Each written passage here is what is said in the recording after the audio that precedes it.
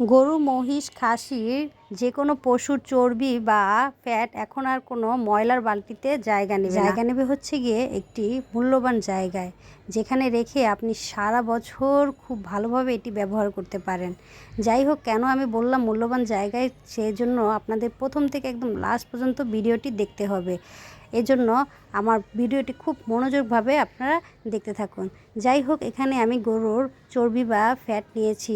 এগুলো হচ্ছে গিয়ে ধুয়ে, খুব ভালোভাবে ধুয়ে পরিষ্কার করে নিয়েছি, যাতে কোনো মাংসের টুকরা বা এর সাথে কোনো অব্যবহৃত কোনো কিছু না থাকে। যাই হোক, এটা এখন আমি ভালোভাবে ধুয়ে এটা একটা প্যানের মধ্যে দিয়ে দিচ্ছি। এটার মধ্যে কোনো পানি দেওয়া যাবে না, পানিগুলো ভালোভাবে ঝরিয়ে নিতে হবে।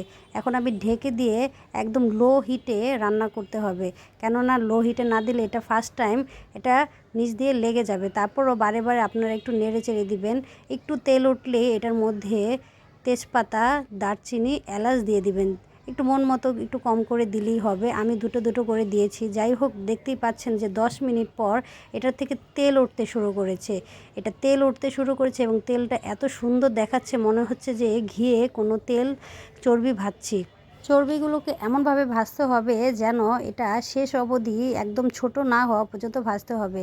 আমার যেহেতু সিলিন্ডার গ্যাস, আমি তো সেই পুরোপুরি ভাজতে পারলাম না, তাই যতটুকু পেরেছি ততটুকু ভেজে নিয়েছি। এগুলো যদি আরও হিটে রান্না করা যেত তাহলে একদম ছোট করা যেত। আমি যতটুকু নিয়েছি ততটুকুই, এইটুকু আমি ফেলবো না। এইটুকু দিয়ে পরবর্তীতে আমি কোনো কাজে লাগিয়ে ফেলবো। এখন এটাকে প্রথম ধাপে ছেঁকে নিচ্ছি যেন বড় বড় চর্বিগুলো না থাকে। তারপরে আমি একটি পাতলা সুতির কাপড় নিয়েছি এবং সুতির কাপড়টা ভালোভাবে পরিষ্কার করে শুকিয়ে নিয়েছি।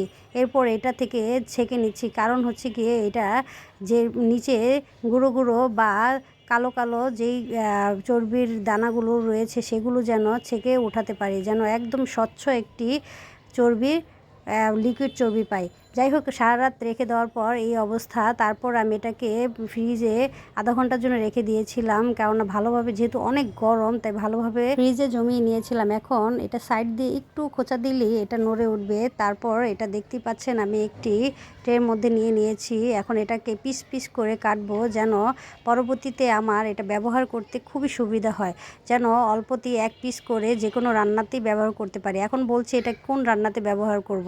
ধরেন হচ্ছে গিয়ে গরুর মাংস, মুরগির মাংস বা যে কোনো মাংস জাতীয় রান্না, বা ধরেন খুদে ভাত, পোলাও বা খিচুড়ি, এগুলোর মধ্যে যদি এক টুকরো করে দিয়ে দিই তাহলে এটাতে খুব ভালো একটা ফ্লেভার আসবে। এটা হচ্ছে গিয়ে আমরা যে নামি দামি ব্র্যান্ডের ডালডা ব্যবহার করি সেই ডালডা, কারণ এই ডালডাটা এই চর্বি দিয়েই বানানো হয়, শুধুমাত্র এই দু একটা গরম মশলা ব্যবহার করে। দেখতেই পাচ্ছেন কতটা সুন্দর আর লোভনীয় হয়েছে। সবাই বাসায় এটা ট্রাই করবেন। খুবই সুন্দর একটা ঘ্রাণ বের হচ্ছিল।